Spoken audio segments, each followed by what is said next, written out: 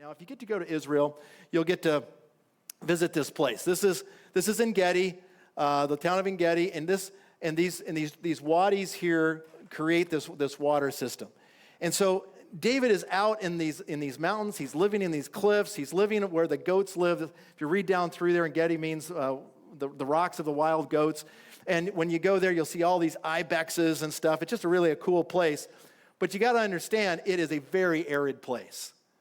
It's hard to keep an army out here. It's hard to keep 3,000 guys fed and have enough water. You can only carry so much water. You can only carry so much food. But David's running around there in those caves with his men, and it's making it more and more difficult for Saul. And so Saul hears that he's in Gedi. He's got the 3,000 guys. They're pursuing him in chapter 24.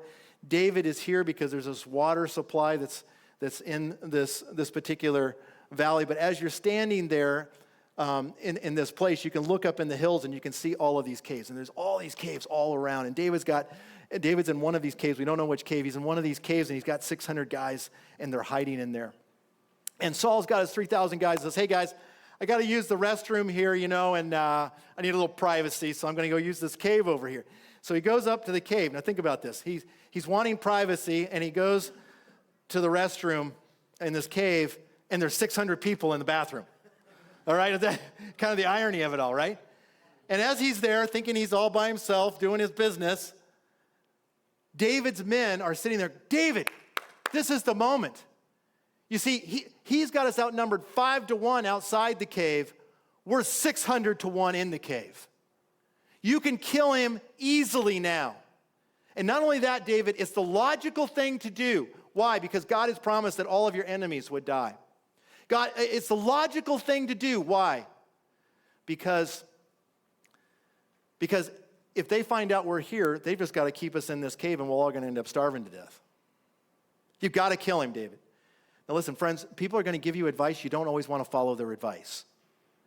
And he says, no, I will not lift my hands against the Lord's anointed. And he cuts off a piece of the garment. Saul comes out of the cave, and it says David comes out, and he says, my Lord the king, and he bows 3 times. If I was being hunted by Saul, I don't know if I would do that. Do you and I have a heart like that? I mean, this is the way we got. Do we have a heart like David? And then he goes on and says, now my father, notice he calls him Lord, king, and now father. Indeed, see the edge of your robe in my hand. He's holding it up. I've cut it off the edge. I did not kill you. Know and perceive that there is no evil, no rebellion in my hand. I have not sinned against you. And then he says, you know what? The Lord be judge between you and me. The Lord avenge you. My hand shall not be against you. You know what the next verse says? It says, Saul now breaks down and starts crying in front of all of his guys. It says he starts sobbing. And he says, David, you are more righteous than me. That's true. And then he says, David, I have sinned against you. That's true.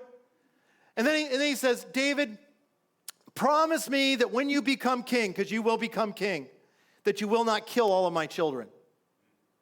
Do you understand all through history that when one dynasty, when the kingship moves from one family to another, one dynasty to another, they just killed everybody, right? And David makes a promise, I won't kill everybody.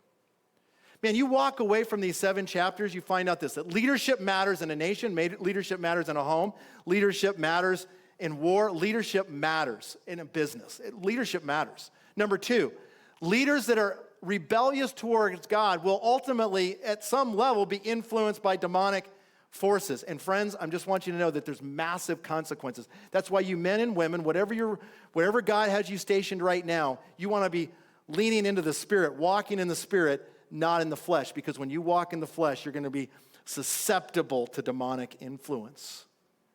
And there's a third element I want you to catch with me, and that is this, is that you and I need to cultivate the heart of David, because whenever there are evil people, mad people running things around us, whether it's your company, whether it's a state, whether it's a nation, whether it's the world, I just want you to know, when mad people are doing crazy things, you and I can still honor God just like David did. He did it in chapter 18, he did it in 19, he did it in 20, he does it in 24. He's doing it all the way through. You and I can walk with God, and God hand will be upon us. What did David ultimately learn through all this 10 years of running from Saul? This verse right here.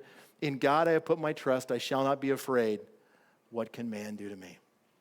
Friends, lean into the Lord. He is the our refuge. He is our strength. He is our portion. You can trust in God. Whatever the mad people are doing around you, you can trust in God.